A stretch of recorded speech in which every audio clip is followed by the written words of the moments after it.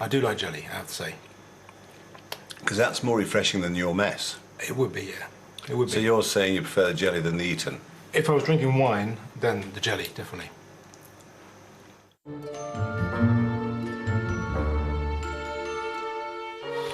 Gorgeous. Is that nice? Gorgeous. Gorgeous.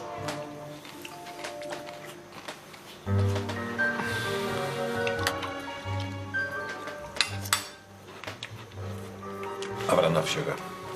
Sugar rush.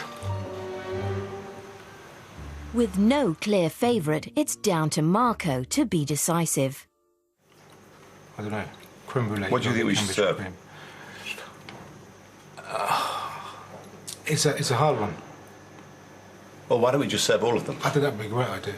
Just pass it down the middle of the plate. Could you imagine? That'd be brilliant. And then everyone just scoops off themselves, family style. That'd be beautiful. Yeah. Just give them a big spoon. Yeah, brilliant. Let them do it themselves. Make your life easier. Oh, fantastic. Just drop them in the middle of the table. Simple.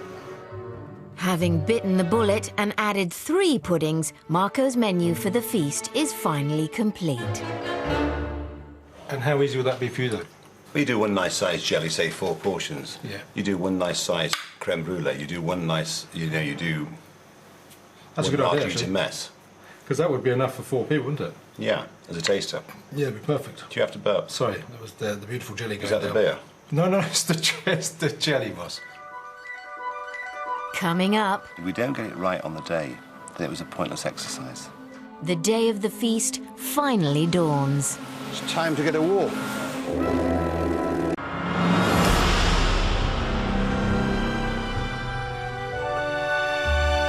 After 8 months on the road, and with not 1 but 3 puddings on the menu, Marco's finally ready for his feast. We have all the pieces to the jigsaw, and they're now all slotting into place. The last piece of that jigsaw was the pudding.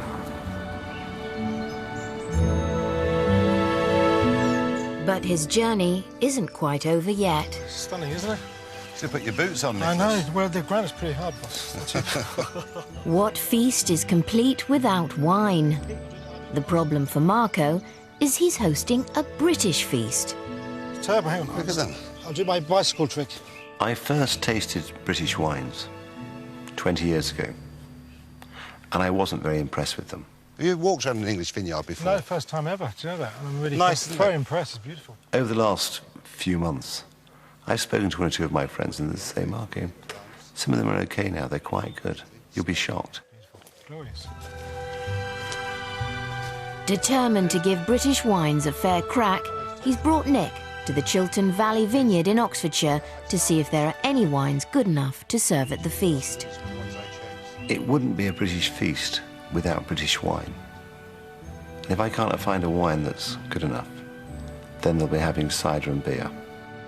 Nick Berger is the wine manager, and he has a sparkling English wine that he believes could rival the best champagne.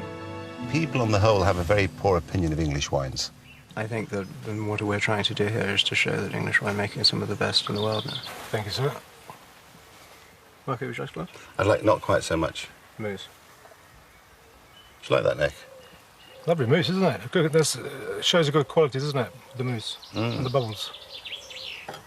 Thank you. Beautiful. That is glorious. And I think to sit under a tree in the English countryside, drinking English sparkling is quite delicious. What do you think? Very impressive, actually. Beautiful. I think for the start, I think people will be very impressed with that. I mean, I think people will be shocked it's English. Yes. Actually, I think that's the truth.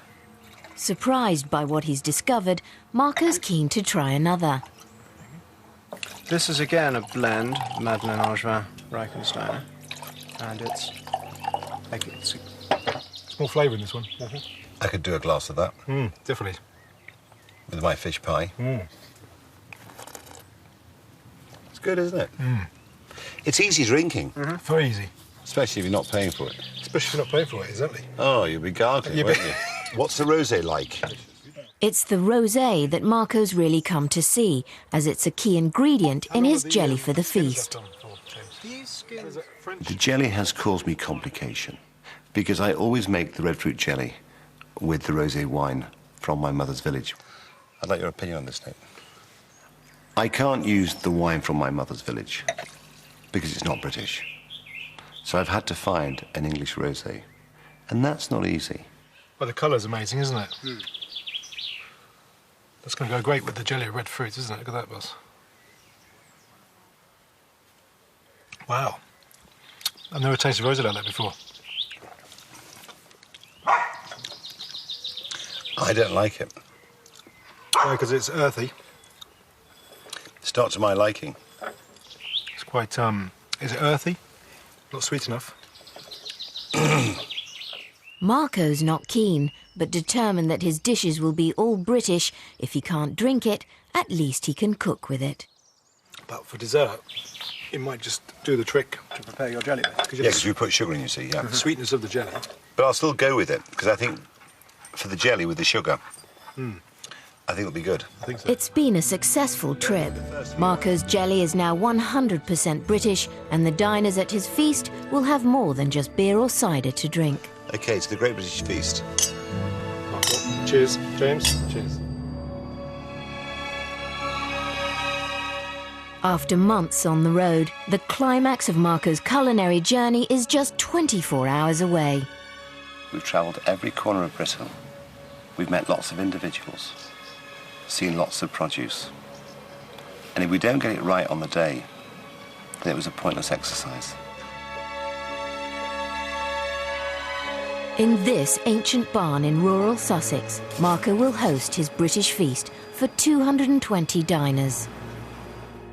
See, I think that's a good size, man. So when they pick it out, they get a real piece of fish. Does that make sense? I never get nervous. I leave that to the people around me. One person with a lot of responsibility on his shoulders is Nick Mounier, who will take charge of a team of 32 waiting staff. There's always an element of fear because anything could happen, you know? Yeah, but that's what happens. You've got to be organised. That's the key. And if you're not organised, you'll go down.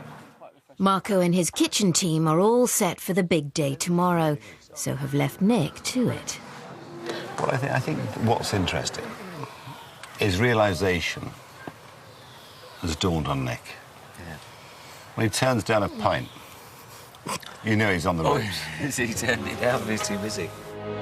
To create a real sense of occasion, Marco wants butler service, where each diner serves themselves at the table from a shared platter. Nick's going to have it tough because he's got butler service. So he's got to put down 220 plates Yeah. every time and then bring out the food, and in their own time, they're going to serve themselves.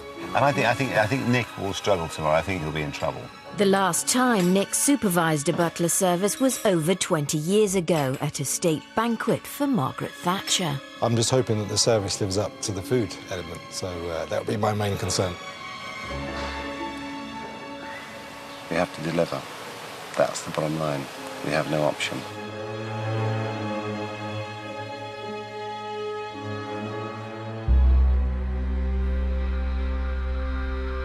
Tens of thousands of people applied for a place at Marco's feast.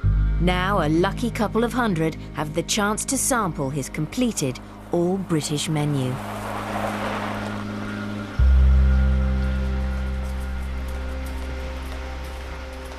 It's very pretty with the herbs. It works very well. Everything seems under control. But you know, every hour we advance towards the feast, the pressure will increase. It always happens. People's nerves start to wobble. It's very nice. I could have dinner in here. It's beautiful. The calm before the storm. A fish pie is a fish pie. What I'd like to think is that we can give them the best fish pie they've ever had. When we give them a Cambridge burnt cream, it's the best they've ever had. A jelly, the best they've ever had. An Eton mess, the best they've ever had. That's what we're trying to do. Okay, cooking for 4 people is easy. Cooking for 220 is not easy.